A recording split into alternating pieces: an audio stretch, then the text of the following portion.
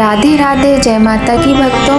आप सभी का स्वागत करती हूँ स्पिरिचुअल ज्ञान साधना में और आप सभी से अनुरोध करती हूँ कि स्पिरिचुअल ज्ञान साधना को सब्सक्राइब कर लीजिए और बेल आइकन को प्रेस कर दीजिए ताकि आपको नई नई वीडियोस का नोटिफिकेशन मिले। अमावस्या तिथि का महत्व स्वयं भगवान कृष्ण ने युधिष्ठिर को बताया था। ऐसा माना जाता है अमावस्या का जो भक्त व्रत करते हैं उन्हें नैतिक और कुलीन संतान के साथ साथ लंबी आयु भी प्राप्त होती है।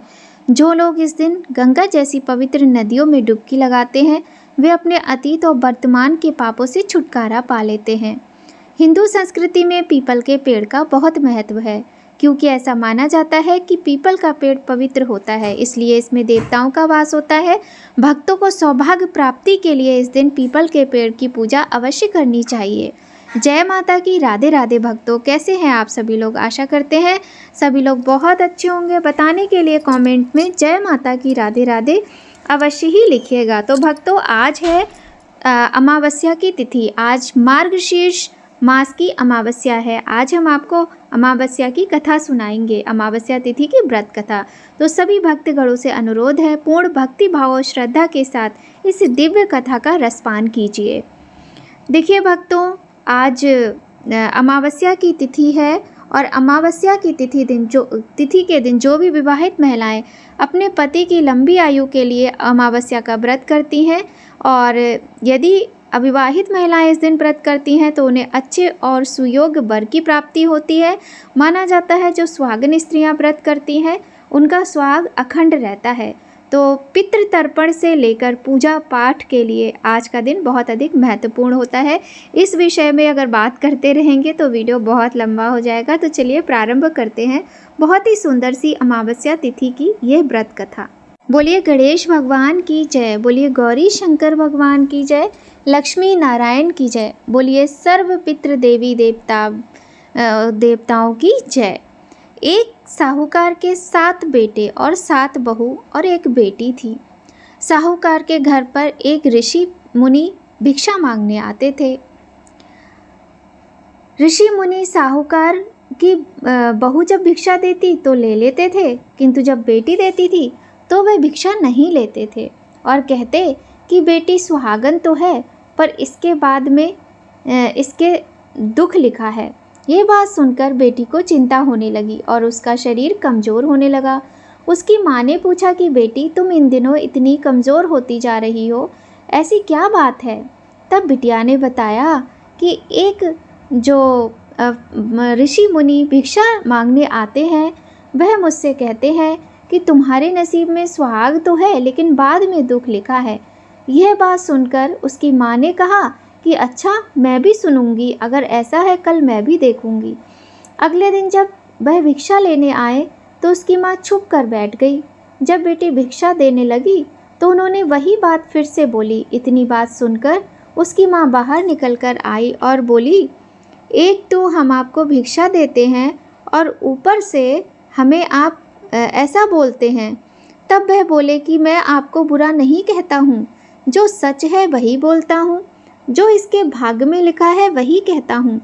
माँ ने उनसे कहा कि अगर आपको ये पता है कि इसके भाग में दुख लिखा है तो यह भी बता दो, ये दुख दूर कैसे होगा? तब वह ऋषि बोले कि 7 समुंदर पार एक धोबन रहती है जिसका नाम सोमा है।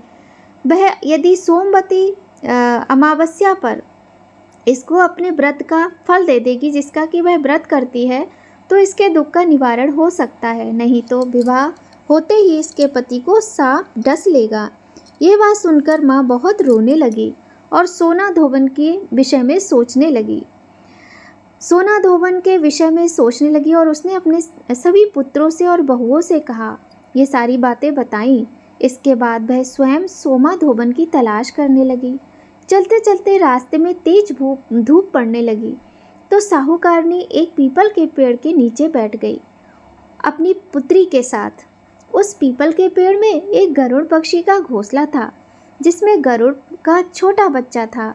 साहूकारनी को घोंसले के पास एक सांप जाता दिखाई दिया। साहूकार ने अपने पुत्र और पुत्री को कहा कि इस गरुड़ के बच्चे को बचा लो।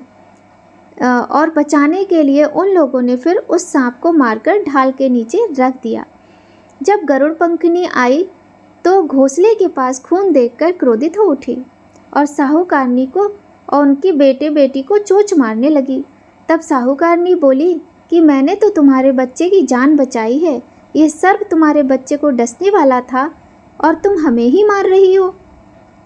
गरुड़ ने सर्प की ओर देखकर कहा, तुमने हमारे बच्चे की जान बचाई है, तुम्हें जो मांगना है मांगो। तब साहूकारनी बोली कि 7 समुंदर पार सोमा धोबन के घर जाना है। गरुड़ ने साहूकारनी के पुत्र और पुत्री को अपनी पीठ पर बिठाकर 7 समुंदर पार सोना धोबन के घर छोड़ दिया। वहां जाकर उन्होंने सोचा कि सोमा धोबन को कैसे राजी किया जाए। सोमा धोबन के 7 बेटे और बहू थे। उसकी 7 बहुएं काम को लेकर रोज झगड़ा किया करती थी और काम नहीं करती थी। एक रात को जब उन लोगों को यह बात पता चली तो उन्होंने सोचा हम ऐसे ही सोमा धोबन का जो दिल है जीत लेते हैं घर का काम करके। अब सोमा धोबन सो गई। सोते ही सोते गायों को साहूकारनी के पुत्र पुत्री ने नहलाया, घर की सफाई की, सारा चौका बर्तन किया, सारे काम किए। दिन भर के काम उन्होंने रात भर में कर डाले। बहुएं सोचती रहीं कि यह सारा काम कौन कर सकता है, लेकिन कभी एक दूसरे से पूछती नहीं कि यह काम कौन कर रहा है। एक दिन सोमा धोबन ने कहा, तुम आजकल लड़ती नहीं हो, काम भी ठीक हो रहा है। तो बहुओं ने कहा, सासू जी काम तो हमें ही करना पड़ता है, चाहे हम लड़कर करें या राजी से करें, इसलिए लड़ाई करने का क्या फ़ायदा। सोमा धोबन ने कहा कि चलो अच्छा है, बहुत अच्छी बात है, किंतु मन में सोमा धोबन ने सोचा ये लड़े ना, ऐसा कैसे हो सकता है, चलो आज हम इस बात का भी पता लगा लेते हैं। ऐसा सोचकर सोमा धोबन वहाँ से चली गई और जैसे ही रात हुई तो वह सोई नहीं। उसने देखा कि रात के समय एक स्त्री आई है और पूरा काम करके जाने लगी। तब सोमा धोबन ने बोला कि तुम कौन हो, तुम्हें ऐसी क्या ज़रूरत है जो तुम इतना काम करती हो, रात के समय आराम नहीं करती हो। तब वह बोली कि ज़रूरत है तभी तो इतना काम कर रहे हैं। सोमा धोबन ने पूछा, तुम्हें क्या चाहिए। तब वह बोली कि सबसे पहले मुझे वचन दो कि तुम मेरी बात मानोगी, तब मैं तुम्हें बताऊं। सोमा धोबन ने वचन देकर कहा, अब बताइए। तब साहूकारनी की पुत्री बोली कि मेरे भाग्य में दुहाग लिखा है, इसलिए आप चलकर मुझे सुहाग दीजिए मेरी शादी में। और सोमा धोबन अपने उस वचन को लेकर बोली कि ठीक है, जब मैंने ऐसा कहा है तो मैं ऐसा ही करूँगी भी। और सोमा धोबन अपने बेटे बहू से बोली कि मैं तो जा रही हूँ इनके साथ, यदि पीछे से तुम्हारे पिताजी को कुछ हो जाए तो तेल घी के कूप में डालकर छोड़ देना। फिर दोनों जनी साहूकारनी के घर चली जाती हैं। साहूकार की बेटी का ब्याह होने लगा। दूल्हा फेरों में बैठ गया। सोमा धोबन दूल्हे के घुटने के पास कच्चा करवा रखकर बैठ गई। उसमें उसने दूध डाला और तात का तार लेकर बैठ गई। थोड़ी देर बाद सांप दूल्हे को डसने के लिए आया। सोमा धोबन ने करवा आगे रखा और तार से बांध दिया, लेकिन दूल्हा डर के मारे ही मर गया। तब सोमा धोबन ने टीके में से रोली निकाली और मांग में सिंदूर निकाला, आँख में से काजल निकाला और मेहंदी निकालकर छोटी अंगुली से छींटे मारे और बोली कि आज दिन तक मैंने जितनी सोमवती अमावस्या करी उनका फल तो साहूकार की बेटी को लग जाए, और आगे जो मैं सोमवती अमावस्या करूं वह मेरे बेटे को लगे। इतना कहते ही दूल्हा जीवित हो गया और सब सोमवती की जय जय बोलने लगे। सोमा धोबन वापस जाने लगी। तब साहूकारनी बोली, तुमने मेरे जवाई को नया जीवन दिया है, इसलिए कुछ भी मांगो। वह बोली कि मुझे तो कुछ नहीं चाहिए, सिर्फ एक हांडी दे दो। वह हांडी लेकर चली जाती है। रास्ते में सोमवती आती है तो हांडी का 108 परिक्रमा लगाकर पीपल के पेड़ के नीचे गाड़ कर घर आ जाती है। घर आकर देखती है कि पति मरा पड़ा है और तेल और घी के रूप में है।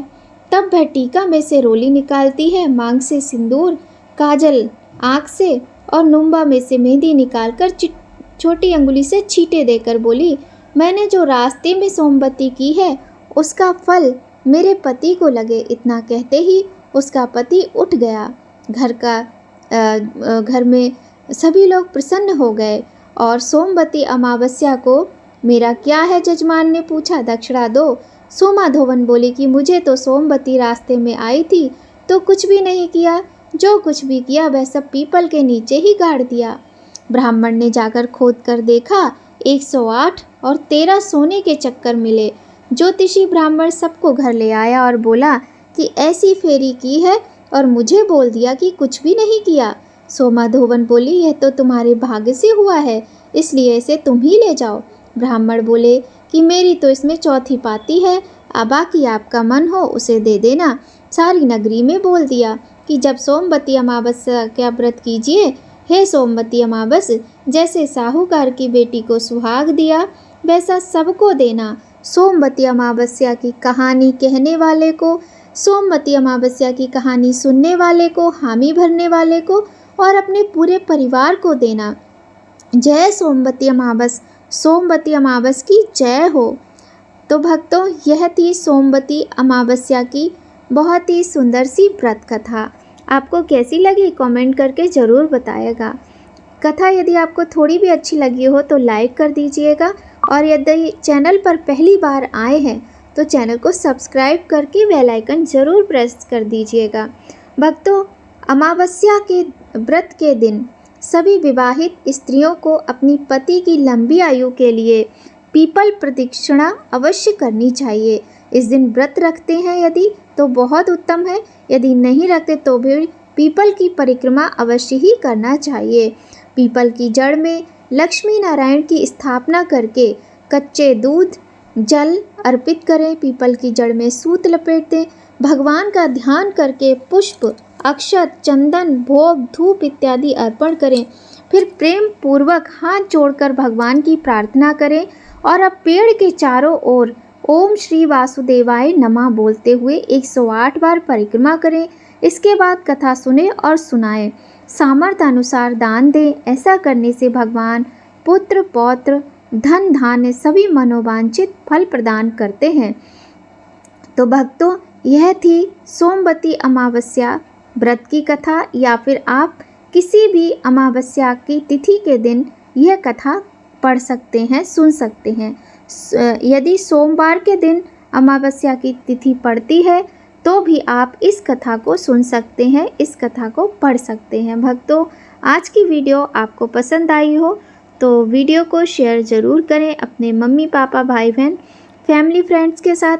साथ ही यदि आप चैनल पर पहली बार आए हैं तो आपसे फिर से एक बार निवेदन करते हैं कि चैनल को सब्सक्राइब कर लीजिए और बेल आइकन को प्रेस कर दीजिए ताकि आपको आने वाली महत्वपूर्ण वीडियोस का नोटिफिकेशन सबसे पहले मिल जाए। तो भक्तों, आज की वीडियो में बस इतना ही।